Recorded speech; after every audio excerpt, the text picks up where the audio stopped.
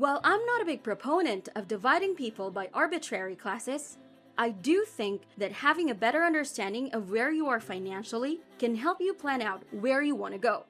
Understanding your net worth, and specifically what the net worth means in terms of your financial bracket, is worthwhile. If nothing else, it will help you map out your future wealth-generating plans. But how much net worth do you need to be in the upper, middle, or lower class wealth brackets of American society? Well, I'm Kim, and in this video, we're going to get a better understanding of what net worth is and how to determine which one equates to the various brackets. Ready? Let's start!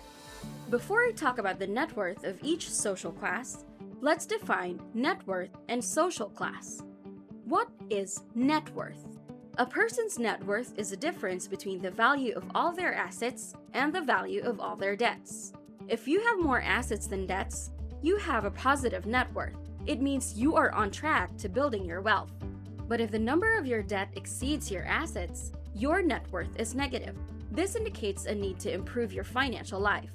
Now let's talk about social class. A class is a group of people who have different levels of power based on their social and economic status. Class and money are closely linked, but they are not the same thing. Your status is affected by your thoughts, beliefs, and expectations. However, these impressions can change as you get older. In most societies, there are three main classes: the upper, the middle, and the lower or working class. The U.S. Census Bureau uses quintiles to find out more about the wealth of the country. Like a quartile, a quintile is a measure of 1/5 of a group.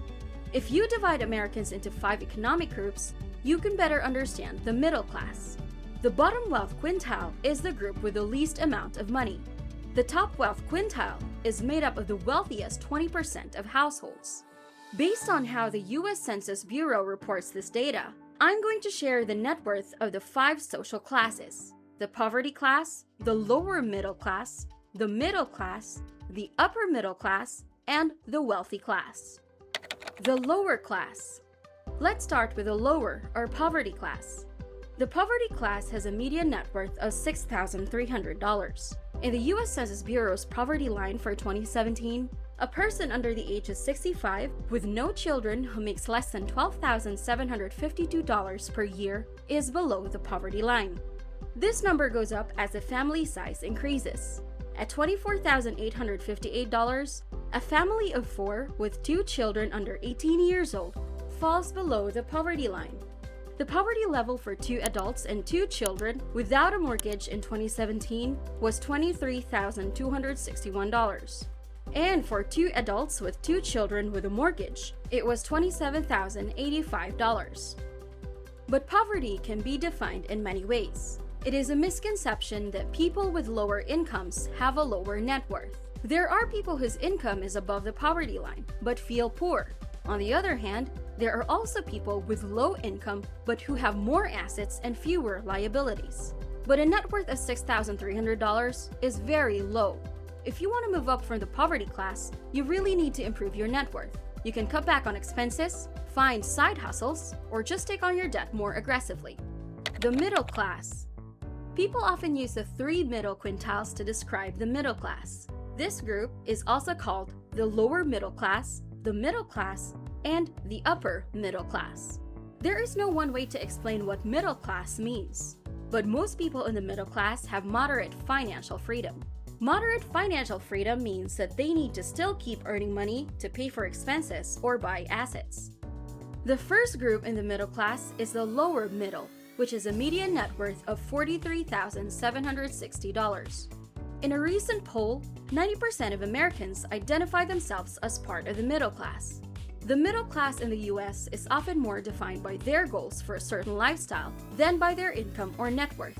For example, it's the desire to own a car, a home, savings, healthcare, and retirement. There are a few things that make up the middle class, but mostly it comes down to discretionary income. Discretionary income is the money left after taxes are taken out. The more discretionary income you have, the further you've moved into the middle class. However, a high net worth but loads of debts can stop you from improving your status. The next group is the official middle class. which has a median net worth of $104,700. The average American tends to reach their first $100,000 in net worth when they are in their early to mid-40s. Most people need more time and effort to build up a six-figure net worth. But as I've mentioned before, when it comes to money, it is not how much you make that matters, but how much you keep. Anyone can become a millionaire with good saving and investing habits, and enough time for their money to grow. Some people made $75,000 per year and retired as multimillionaires by developing good financial habits. Income alone is not a cure-all. At the end of the day, all it comes down to is saving more than you spend. The third middle class group is the upper middle class, which is a median net worth of $211,800. When we think of the upper middle class, we usually think of doctors, lawyers, people in senior management, and other white-collar professionals. However, this is usually based on income, and when we look at net worth, we see that this group can include more people. A disciplined saver can easily work their way into this group. There's no limit to what an upper middle class person can do, as long as it's reasonable. The upper class. In the US, only 1% to 3% of the people belong to the upper class. The wealthy class has a median net worth of $689,900. But a 65-year-old American has a median net worth of only $250,000. Well, I'm sorry to be the bearer of bad news, but most Americans aren't very good at saving. Except for you, of course. You're here watching Finance Spark, so you're off the hook. If you save just $125 a month from the time you were 20 until you were 65, you could easily retire with almost $70,000. That's just $125 a month. It's not hard to do. You can easily save and invest your way into this bracket over a lifetime, or even just a couple of decades if you were a super saver, a high-income earner, or a combination of the two. But wealth depends on a person's perspective, which is influenced by location, occupation, community, and family background. As a person enters maturity, these perceptions can change. In fact, the annual Schwab study shows that people are changing their ideas of what a wealthy person is. People who took part in the 2020 study said that a net worth of $2.6 million was the threshold for wealth.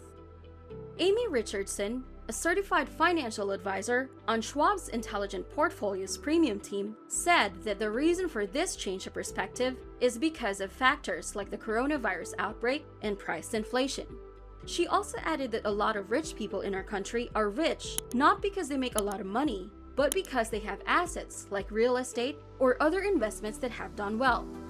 On the other hand, money pays for a person's lifestyle and day-to-day costs.